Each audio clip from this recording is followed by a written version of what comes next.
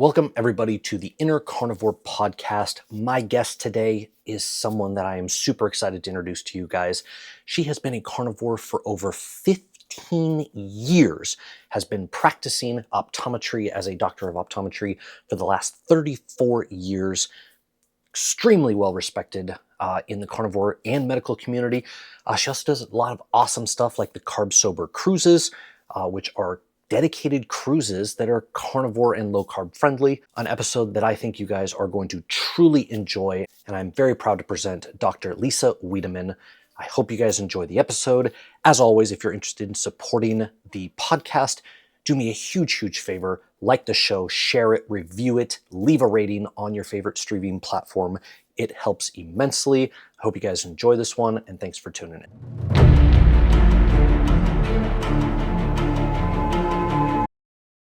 Welcome, everybody, to the show with my special guest, Dr. Lisa Wiedeman. How are you doing today? Just awesome. So happy to be here. Thanks for having me. Yeah, I really appreciate you coming on. I really love finding doctors who do carnivore because you get, anytime anybody's on social media, they'll go, well, that's just Jane down the road who has anecdotal evidence of, she cut out processed foods and that's why she feels better. There's no actual science behind it. And then you're like, well, there's actually a couple doctors, and they're like, oh, well, that's one. You found one doctor. Or we'll just call them a quack then. Get that one a lot. Like, oh, you're Dr. Quack. Like, okay, let's chill for a minute. But the first thing I always ask anybody that has a medical background is, when you were in medical school, how much did you actually learn about nutrition, and how much of it was a nuanced topic? Yeah, well, I'm going to say pretty much nothing as far as a really concrete course on it. There would be little bits of nutritional information as far as macular degeneration. You need to eat dark leafy greens and get zeaxanthin and lutein in your diet. And that's pretty much it. So, I've been an eye doctor for about 33 years, and it's just totally mind-boggling to me that there's no root cause healing. There's no root cause learning. It's, what's the diagnosis? Okay, you've got dry eye.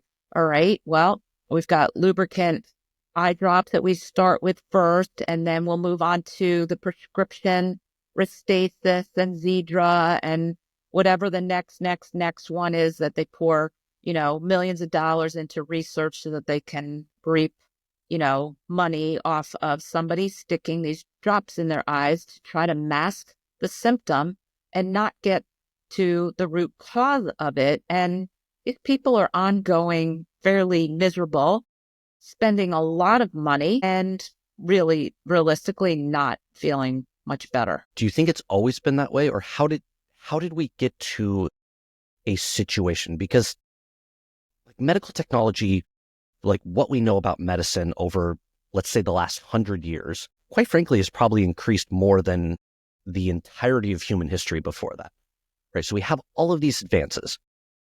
How do you think we got to a point where we don't even look at root causes? Because I can tell you right now, I use a dermatologist, right? Because I had skin issues.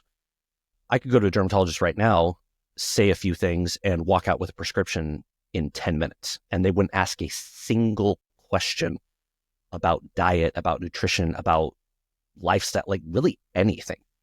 How did we get to this point? Well, sadly, I just have to say it's just all about money. It's all about greed. It's all about stockholders. It's all about corporate profit. And it has nothing to do with the human and healing and health. It has to do with the sick care system. And on top of that, we'll just weave in the food industry, who has the same motive and addiction specialists on board to make the food as addictive as possible, because Why? Well, that will increase profits, right? And it's, you could say, it's just amazing that we have such a great tool in our hands when we've got our smartphones to learn about the stuff and look. There's people that post these incredibly fascinating videos of like 1905 bustling New York City, people walking back and forth, and they're all lean.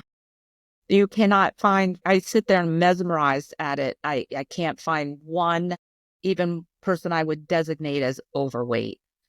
What's happened. And I'm going to say it's a combination of two things. And I always thought it was really mainly just the food that's gone awry, but a lot of it is also our dysregulation, a disruption of our circadian rhythm with light. We have so much artificial light.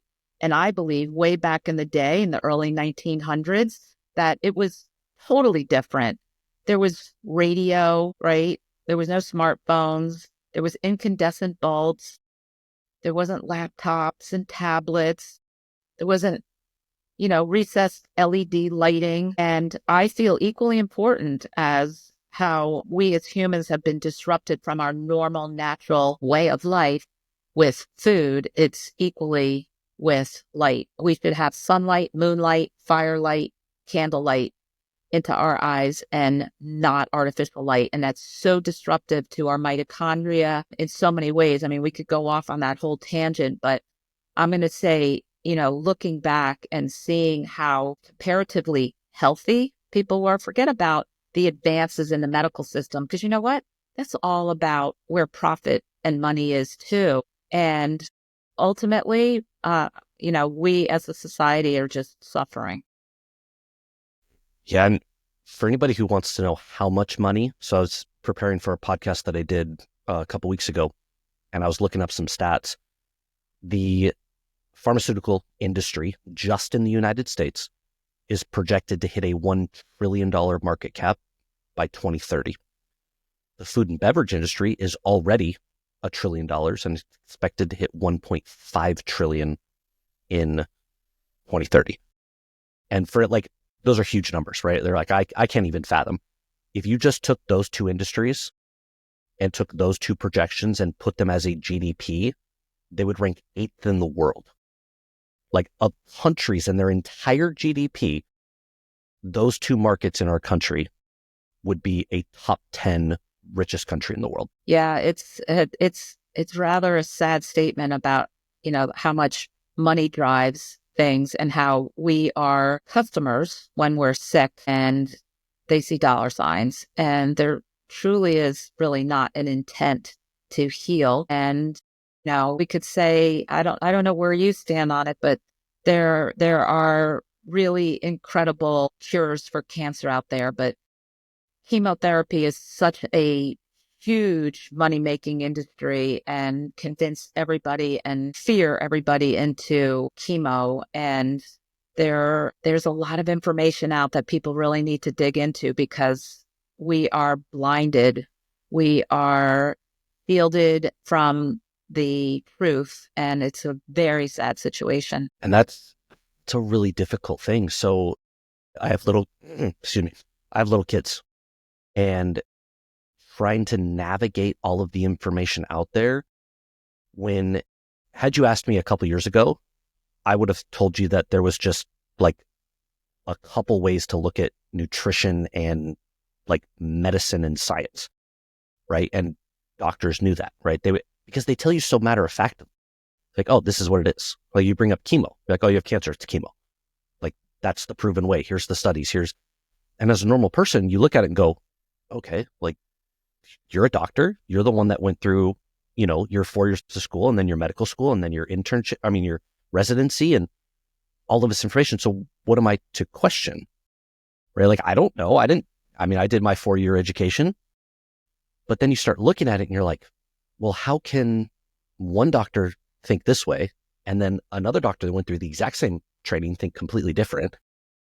And you're like, it just gets so confusing. So how do people start to discern any of the information that's out there? Because you also can't even go to Google, because Google will shift your Like I look up heart disease, right? It is almost impossible to find statistics on the incidence of heart disease.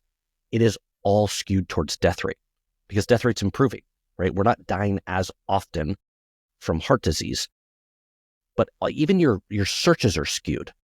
So how does a normal person even go about trying to discern any of this information that's out there? Yeah, I'm going to say what has become very eye-opening is trying to understand, let's just call it the scientific research sector, that again is all overtaken by money.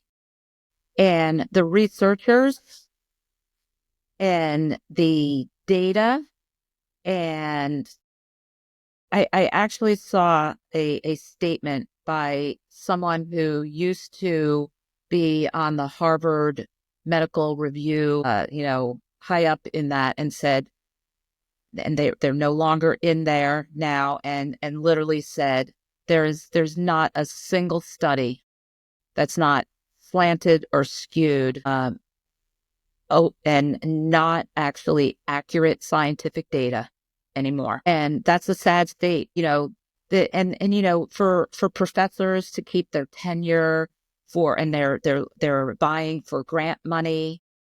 You know what? They got to skew data to make it say what the grantor it wants to hear. And so getting back to like your actual question, it's really scary because I'm on a perpetual search for the truth. And I keep uncovering what I feel after some legitimate legwork, finding the truth. And I will tell you, it's disheartening to me to be an eye doctor and be in the 0.001% who is one who tells you to not have your sunglasses on all day, every day out there. The sunglasses are not preventing cataracts and not preventing macular degeneration. And it's the worst thing you can do to your body to block the sun. When you put sunglasses on, and even prescription clear eyeglasses block the rays that you want in your eyes. But when you put sunglasses on, you're indicating to your brain and your body that it's nighttime and giving it all the wrong signals. And I could go into a lot of different reasons, but all I get back from people is like, oh, no, my eye doctor told me I had to wear my sunglasses all the time. I have the starts of cataracts. You know what causes cataracts? Sugar, grains, seed oils, processed food, and blue light toxicity coming from lamps, lights, devices, televisions, the lights in your gym, in your store, in the airport. All of this is what is causing disruption to our health and our eyes. Not just your eyes. Our eyes are really just connections, outpouchings of our brain. They are fully connected. And it's really interesting to me as an eye doctor that going through school and practicing, I'm thinking, what are your eyes for? For vision. That's how we see. Just like our ears are to hear and our eyes are to see. Guess what? There's just a little bit of what's involved in vision, the rods, the cones that are for actual vision. There are so many receptors in our eyes that are not part of actually seeing, but actually signaling to our brains a lot of different, very, very intricate messages that need to be sent. And through our toxic, we'll just call it a toxic light environment, which is equivalent to our toxic food environment. And I know, I'm carnivore for almost 16 years now. I'll be 60 years old next week. And all I can think about is trying to figure out what else has been miscommunicated, what else is being hidden, because now I know to not put on sunscreen and to spend time out in the sun, not to put on sunglasses, and also, of course, not to eat all these heart healthy vegetable oils, and it's very It's so difficult because, and as you said, as we entered into this whole conversation at the beginning, being a medical professional, I love the fact that I found carnivore 16 years ago. I love the fact that I at least have a certain level of credibility to be intelligent enough to get a medical degree and to have the science background to try to analyze information I get and to put it out there that, no, I'm not some nut job. I'm not some, I always used to say eating carnivore because remember, 16 years ago, this was not a common thing and there was not even keto back then. But I said, yeah, I'm like flying my freak flag. Like everybody's looking at you. What do you mean you don't eat fruit and vegetable?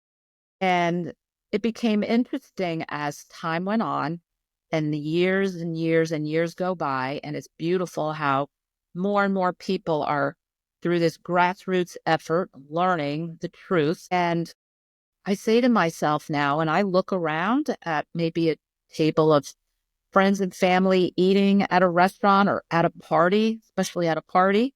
And I look around, I'm like, in my head, I'm saying, you guys are the freak eating that stuff. I'm not the freak. I'm an animal on earth. I should be eating meat, seafood, and eggs. And pizza, cookies, bread, crackers, chips, ice cream, none of that falls into a natural human diet. So I'm not the weirdo, but it's a tough road. Yeah, man. So it's funny. I talked to Kelly Hogan yesterday, and she actually brought you up, and Kelly, also found it, I forget exactly, 14, 15 years ago. So, and that's something I wanted to get in with you is how did you come across carnivore? Like, what was the reasons you started carnivore? And how were you able to break the mold of what all of your, education was saying when you went down that route? Yeah. As I've gone through this and now to the point where I'm at now, I realize that to really find this, research this, seek this, and actually implement it, you really have to have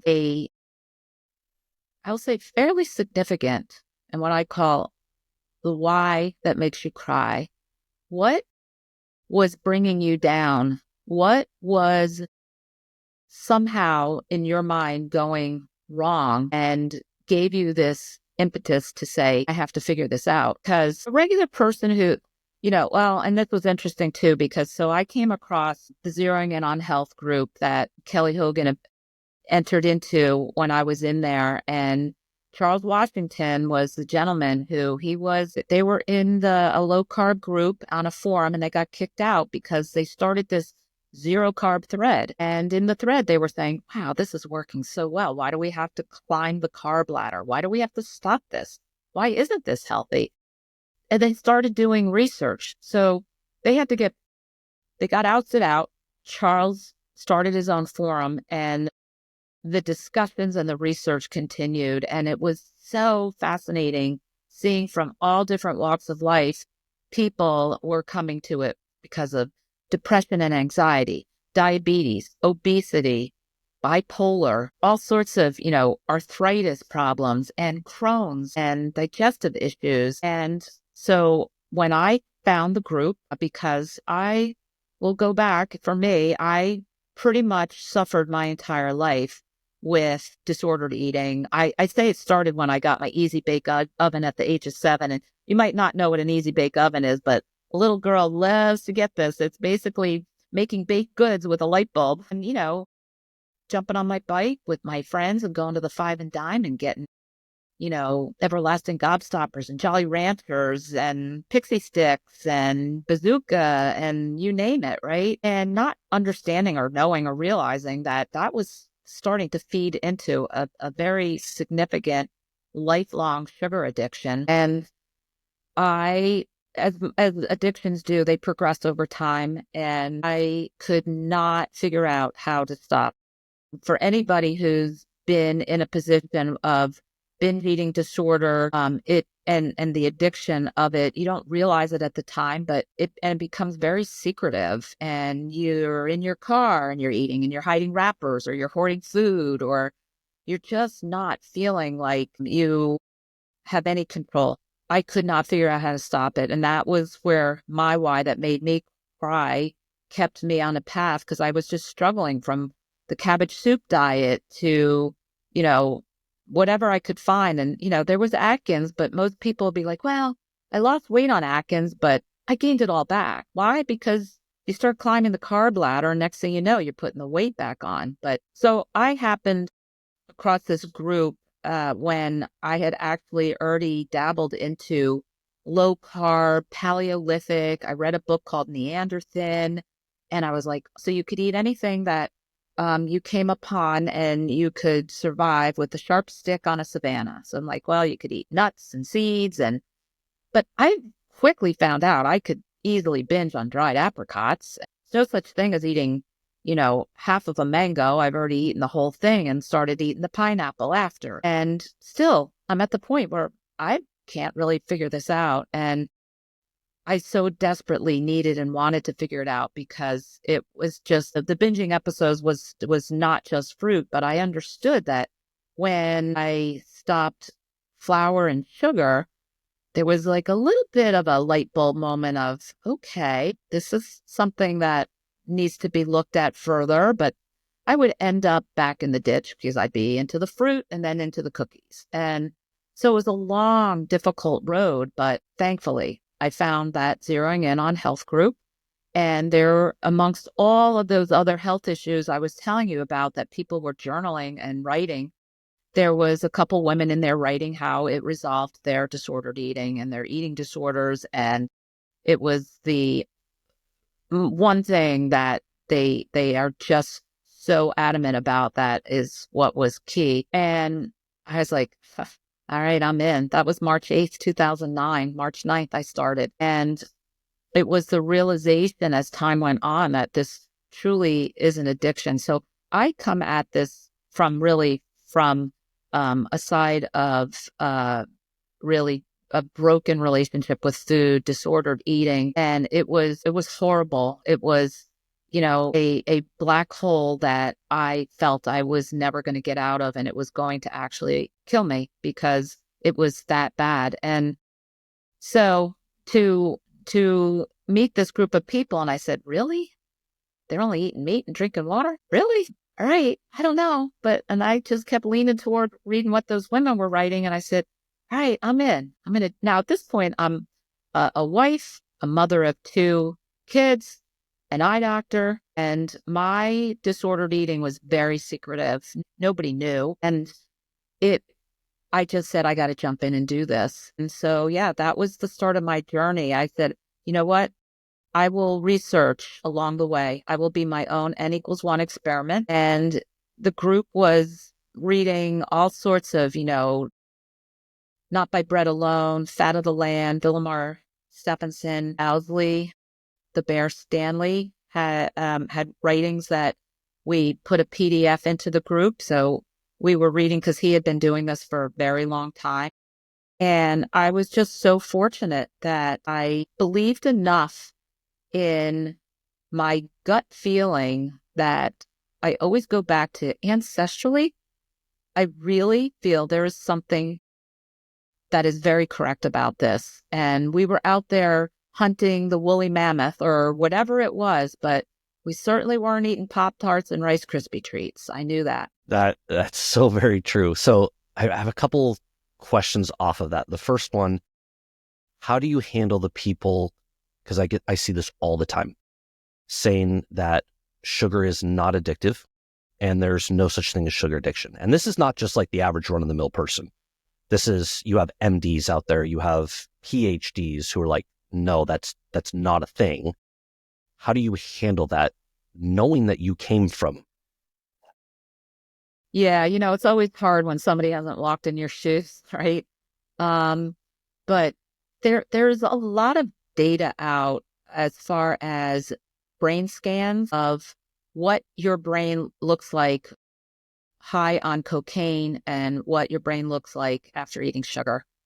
And certain studies also showing that, I think I've heard it a couple different ways, but basically sugar is about 8 times more addictive than cocaine. And I personally know I'm going to say at least a handful of people now who have come through the hard knocks of life and been drug addicted, alcoholics, cigarette smokers. Okay. And they say by far, so they go through programs, they get off drugs. I'm talking hard drugs. They go into sobriety from alcohol. They quit their cigarettes. And that fourth one, by far, every single one of them said, magnitude more difficult, and for some of them still struggling giving up the sugar.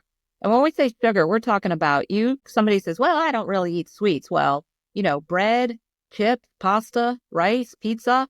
Soon as you start chewing that food, the amylase enzyme in our saliva starts breaking it down into sugar. And this addiction is very real. And there's, you can talk to Vera Tarman, Bitten Johnson, Joan Iflin. You can talk to authorities on this topic, and they're actually going to be, I guess, including it, or at least it's in the works for like a DSMI number, like a medical number as an actual entity, because it's that serious. And I feel it's similar to alcohol, where there's a spectrum. Like, not all alcoholics drink until they black out and lose their jobs, right? There's alcoholics that drink 2, 3, 4 drinks every night, right? And don't miss a night. And they're functional, right? There's a lot of functional sugar addicts. But this is the thing with sugar and food, though. It's not like heroin where you're going to overdose and die tomorrow. But you know what it is? It's a slow suicide. You're still killing yourself. It just takes longer. So I hope that answered the question, but I tend to go off on long tangents. No, that's perfect, because I completely agree. And people want to go so far to the spectrum. Like you said, you're not going to overdose and die from sugar. You're also not going to overdose from tobacco, right? Like, I mean, maybe there's something out there, but I don't know if it's possible for you to consume so much tobacco that it kills you. Yet we still classify tobacco as an addiction or an addictive substance. And you're like, okay, well, I mean, we can compare the two. Like tobacco, you have this compulsion that you want it, right? And then when you don't have it, it gets worse and worse. And you're like, man, I need it, whether it's smoking or chewing or whatever it is. But sugar's the same way. Like, stop eating sugar and see what happens. Like, which is super weird to me, because if you Google carb withdrawal symptoms, it'll pop up with everything that it would show for addiction, right? Like, you start craving it, you start not feeling good, you have low energy, you're just like, want to curl up in a ball, and you're like, oh my gosh. And we've somehow equated this to, well, that's because carbs are your preferred energy source. So you're starving. Of course you're going to have that, right? Like, and I'm like, no, like, that's not, it's so wild to me how we got here. Like, I don't, like, maybe you can bring some light on it. I don't understand how we got to this point where we are so carb dependent that we have people out there fighting to keep seed oils and like sodas and processed sugars and all of these things in our food. Like, we are vehemently opposing this Make America Healthy push to get rid of these things. Like, where did we go wrong with all of this? Money. That's where it's still coming back to that. Carbohydrates and sugar, that's not our body's preferred energy source.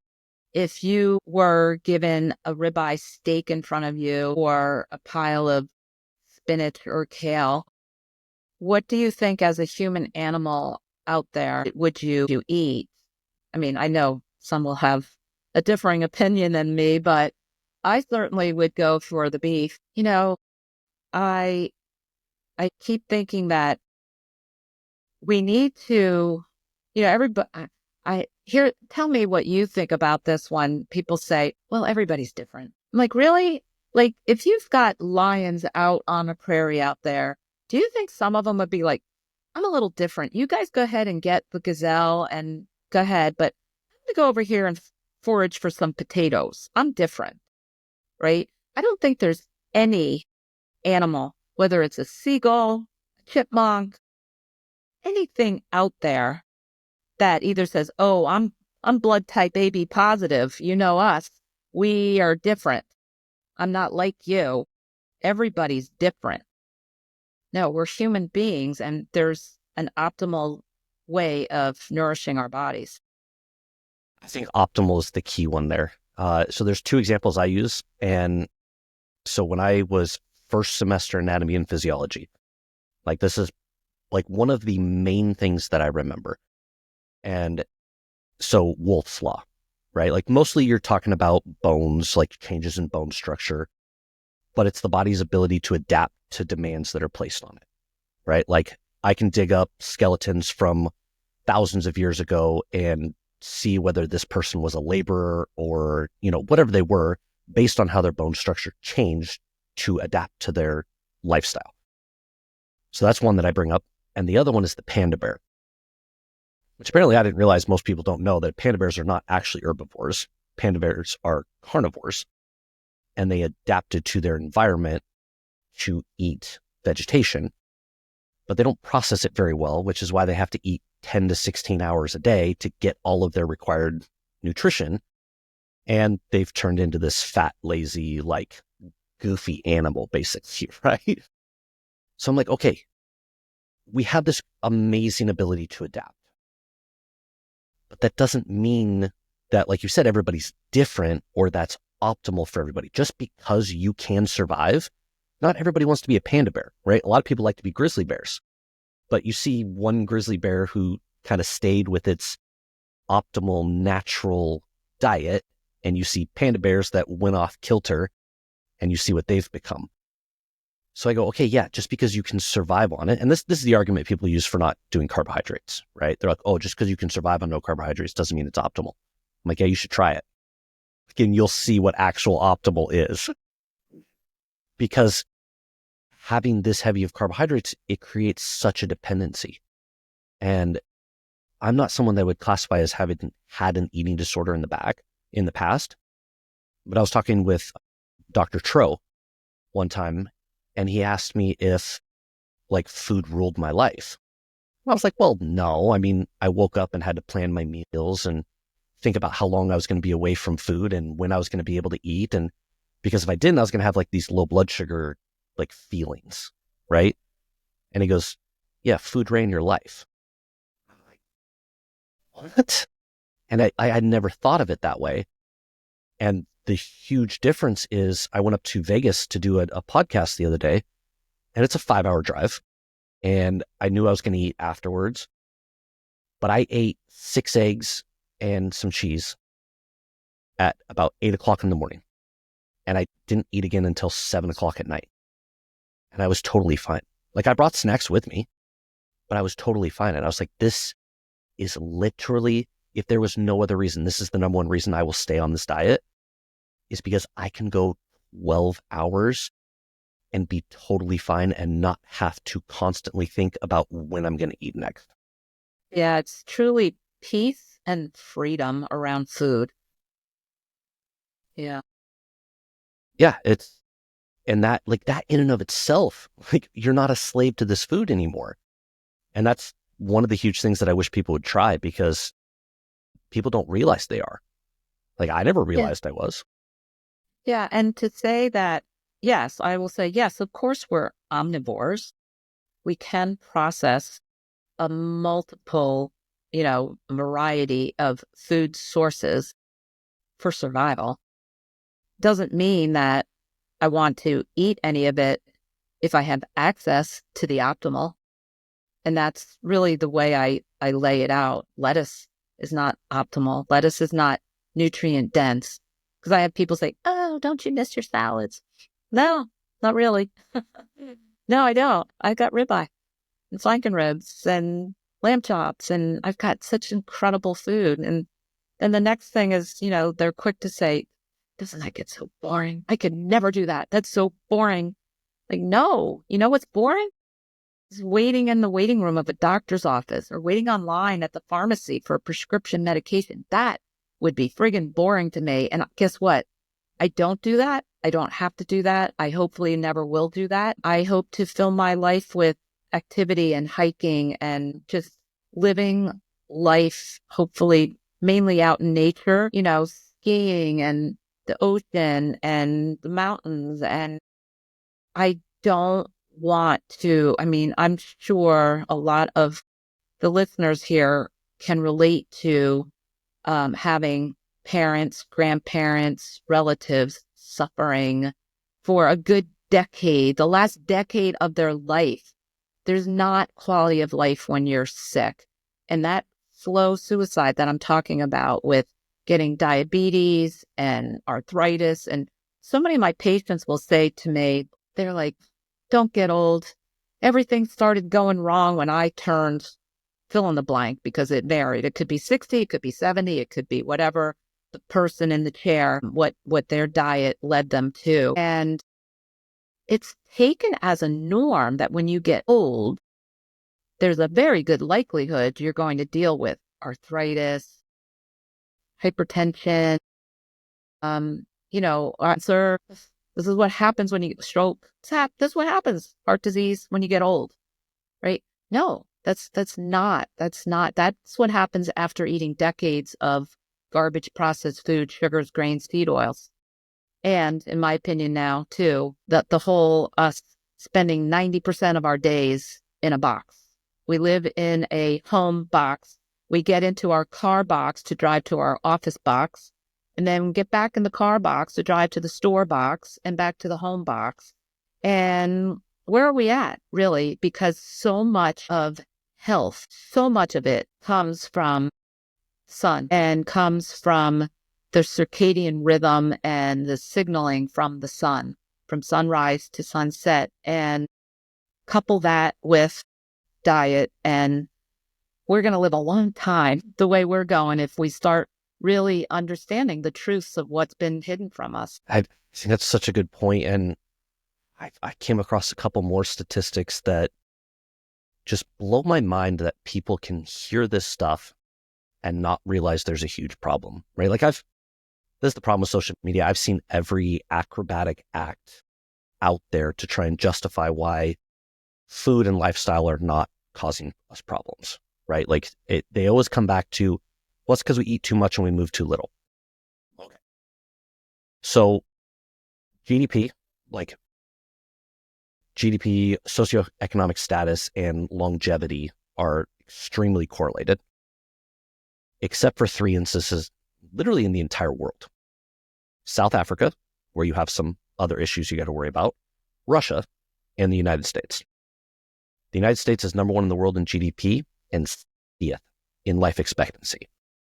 Like, this idea that we are okay with being 60th in the world in life expectancy. We have almost 50% of the entire pharmaceutical share in the entire world. We spend 50% more than the second highest country per capita on healthcare. We spend way more than anybody else on health and fitness. We have access to all of this information. We have access to all of this food.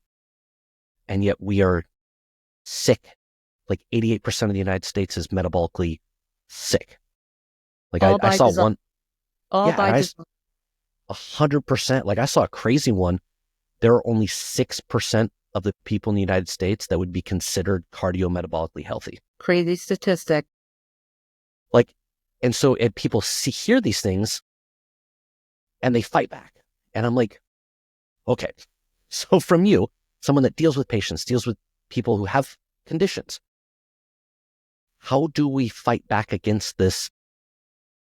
You can't say it any other way. It's a complete and utter brainwashing of how we ended up where we're at. It is. And, that brings up, when you just said that brainwashing, it brings up, and I'll tell you, my heartache of knowing what I know and wanting to shout it from the rooftops, but not really having such a receptive audience, because why? People are addicted to their stuff. They don't want to give up their stuff.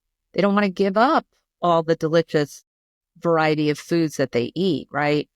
But I'm kind of chuckling because my dad had a lot of health issues. I literally watched him die for the past 15 years because of just progressive, ongoing, additional things, macular degeneration being one of them, Parkinson's, diabetes, skin melanoma.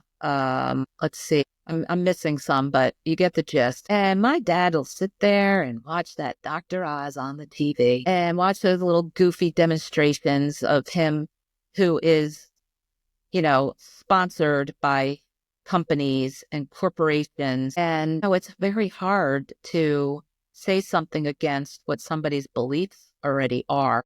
And then gosh forbid, I'm not even talking about the vegetarian vegan world. We won't even really get into that. But, for my dad, trying to really my family, my parents, my brother, all obese, diabetic. I was fat as a kid and I struggled with my weight my whole life. I'm now proud to say at 60, I can wear a bikini and do cartwheels on the beach, but that's beside the point. I am the black sheep in the family. Although you would think a daughter that's a medical professional who's gotten herself into great shape, trying to discuss with said family members of what ideally we need to do here. Throw the mayonnaise out, get rid of that. And I can't believe it's not butter garbage that's in your fridge. You've been told wrong.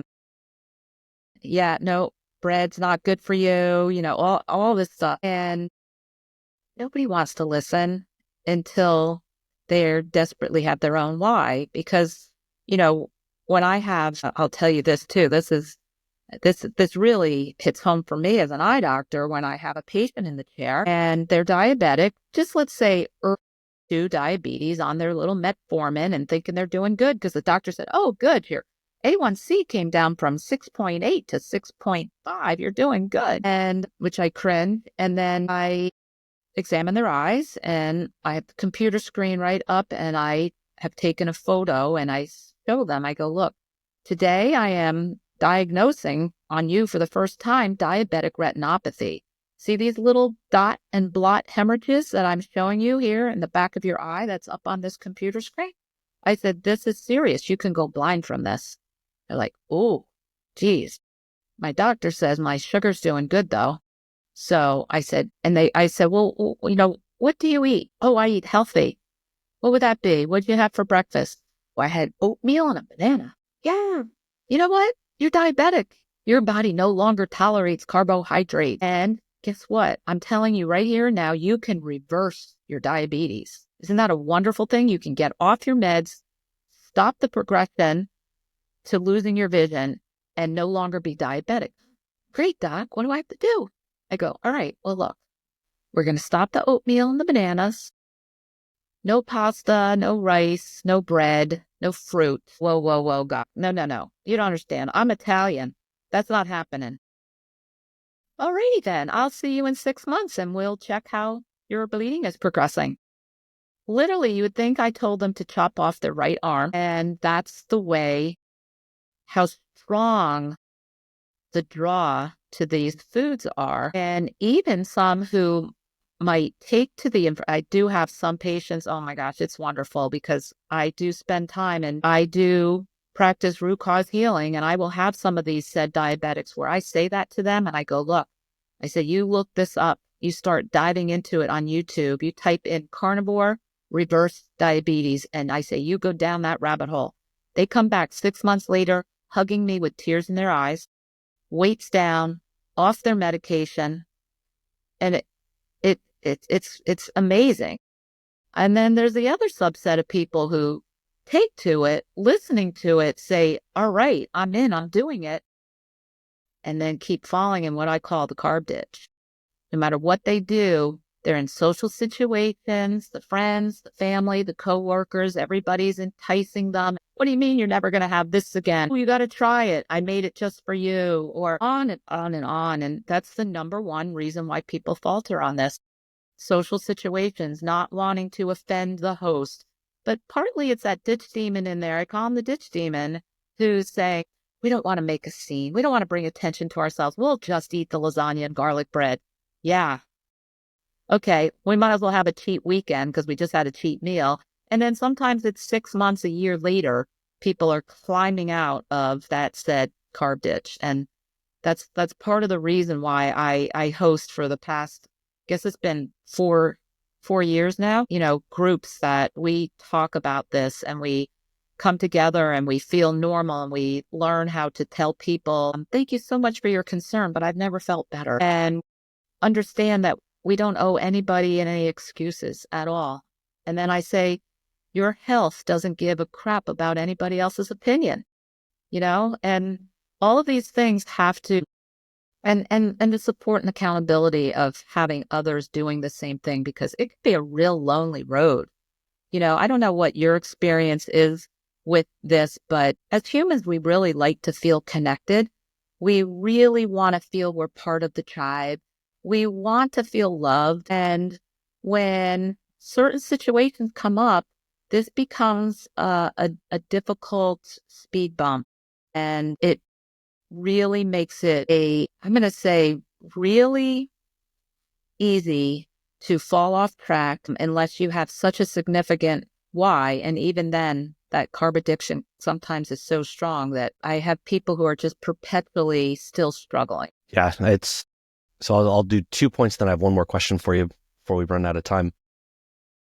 So for me, I've always enjoyed doing stuff that I felt other people couldn't do, right? And so that kind of manifested itself into like amateur bodybuilding when I was in my 20s, because I could do the super restrictive cuts, right? Like I could put myself through the misery to get the results that I wanted.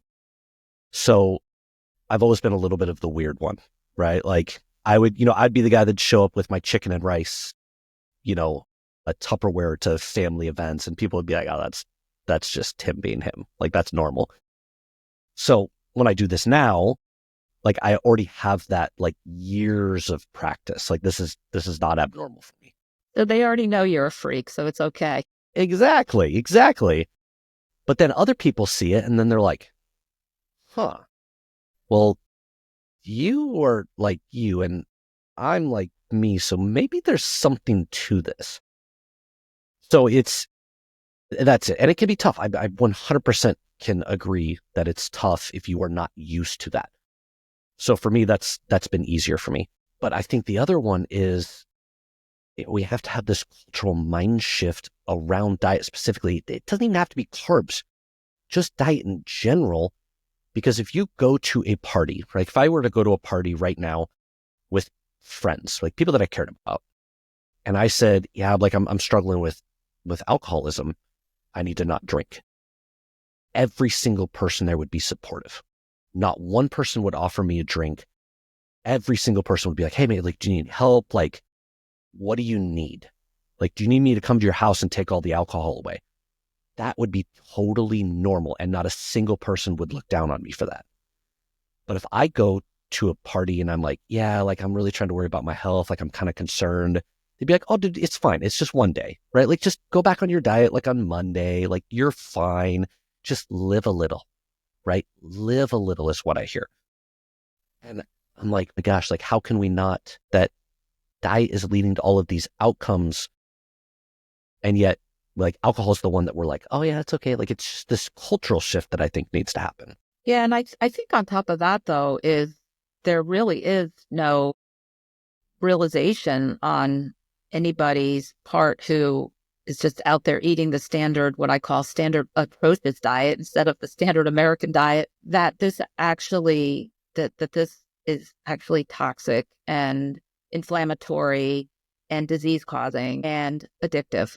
Like there is not it's just not out there at all. And I say too that what happens a lot of times when somebody is changing their diet to be quote unquote, air quotes, healthy, right? And they're at a party and they are abstaining, let's say, from whatever might be the treat pushed upon them at the time.